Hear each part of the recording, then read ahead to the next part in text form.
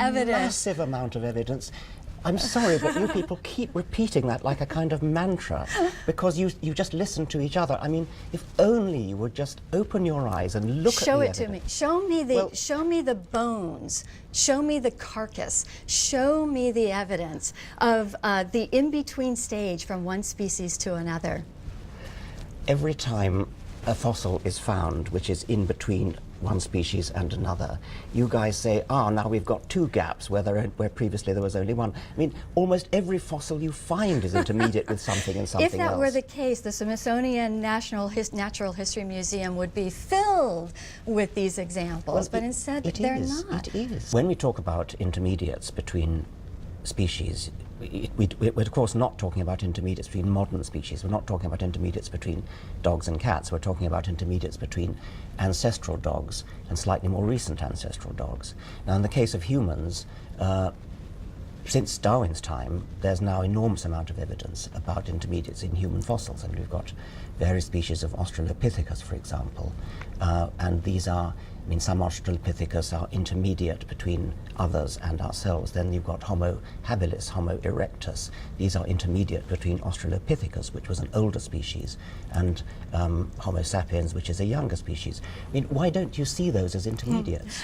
Evolutionists bear the burden of providing the evidence for those of us who are not scientists to see it. And if the evolutionists had the actual evidence, then it would be displayed in museums, not just in illustrations. So what I go back to, though, I think there is a bit of there could be a hidden agenda on the part of those in favor of Darwin. In Darwin's own words, in which he claimed that there was a difference among the races. And that was then used to promote racism. Yeah, that's Victorian. Everybody in Victorian times That is the was racist. Foundation, though. Those who are in favor of evolution often refer back to Darwin.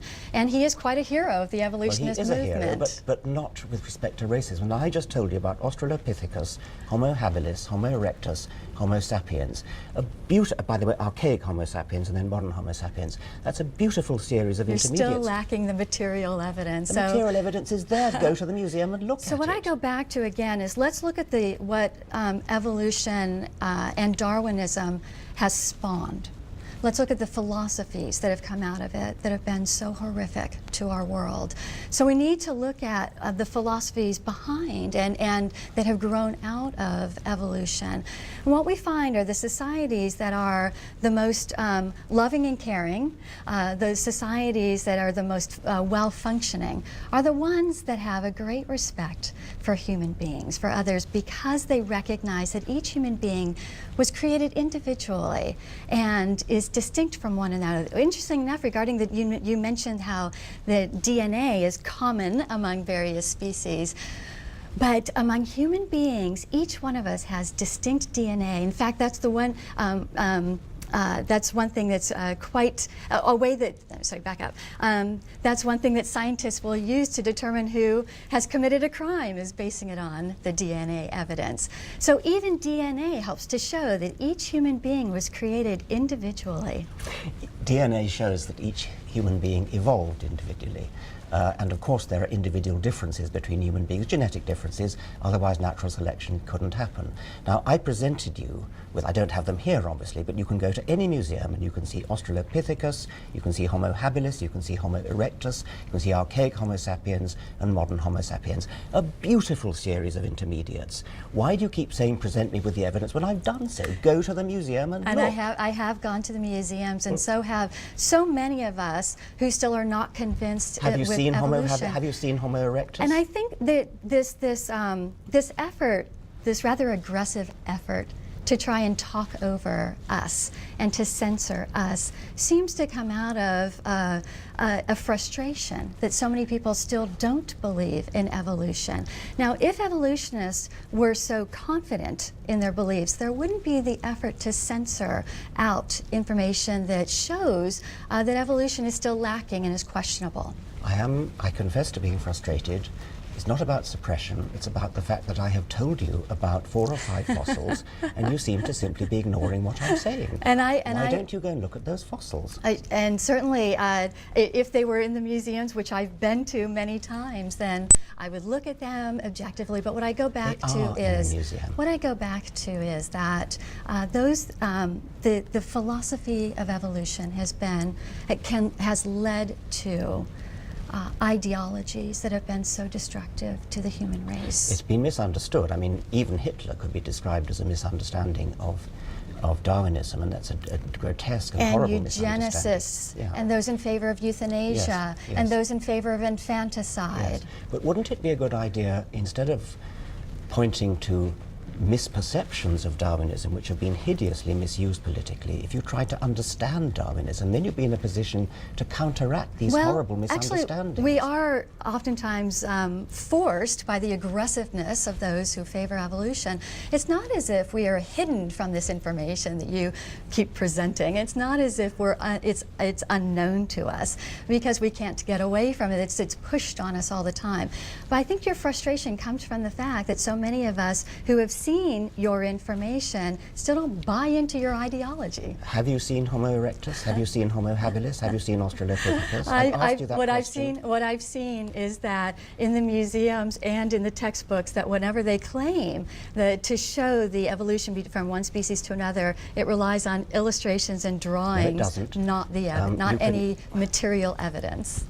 You might have to go to the Nairobi Museum to see the original fossils, but you can see casts of fossils, exact copies of these fossils, in any major museum. Well, let me ask you, why are you so aggressive? Why is it that why is it so important to you that everyone believe like you believe? Well, I'm not talking about belief. I'm talking about facts. I'm talking about I've told you about certain fossils, and every time I ask you about them, you evade the question and you turn to something else. Well, I can say, even if, again, I say that you can name a few of those, but they still don't show. They still don't prove evolution from the slime to the intricate human body. Well, there should be, if we had gone from that broad of an evolution, there should be overwhelming tons of material evidence, not just an isolated thing here and there. But again, there is not evidence. I happened to pick human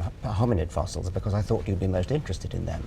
But you can find similar fossils from any vertebrate group you care to name. Of course, there are lots. But I guess I go back to, why is it so important to you that everyone believe in evolution? Why do you seem to almost feel like it's dangerous for people to believe that human beings were created individually and with a distinctness and created by a creator? Well, why is that? I don't like the word belief. I prefer to just ask people to look at the evidence, and I'm asking you to look at the evidence. Well, and I'm asking you, why does it seem so dangerous to you? Why is it so important to you that people not believe in a creator? No, that's not the point. I mean, the point is that as a scientist, I'm concerned that children in American schools and in schools elsewhere should be exposed to the evidence and allowed to make up their minds about the evidence. And we completely agree. In fact, that's why the challenge in America, whenever this debate comes up, is teach the controversy, teach the evidence. Because as it is now, in many cases, school children are only being taught about evolution. They're not being taught about the frauds in evolution and the lack of evidence in evolution. So it's actually us who are arguing for teaching all the evidence, not just the ones that are favorable to evolutionists. Well, you could say which controversy. I mean, there are, of course, other creation stories than Genesis. Do you believe that the world is young, for example? Do you believe the world is less than 10,000 years old? Well, I believe that God created the world, and the time frame, it can be unknown. As we look in the Bible, it's hard to know what a day, the length of time that might mean in that context. So what I go back to, though, is the human being, because that's like what I think we really care about, are human beings. And are human beings created through the loving touch of a creator, or just came out of slime? Well, if you were to talk to a bishop, the bishop would probably say, yes, human beings were created by a loving creator, but he used evolution in order to do it. I mean, that would be the position of the Archbishop of Canterbury. And that does show that there's Pope. a variety of opinions across the board among those who may not buy completely into the hardcore ideas of evolution. There are those who believe in different levels of evolution within creation, and that really shows kind of a creative independence within our movement that seems to be a bit lacking among those who believe in evolution and only evolution. But as I've just told you, there are bishops who believe in evolution. Indeed, just about all bishops believe in evolution. And they would say you would have to clarify what denomination of bishops, to say a broad term like that. But the ones I'm familiar with are Anglican and Catholic, but that's okay. I mean, there are certainly lots of very, very senior church people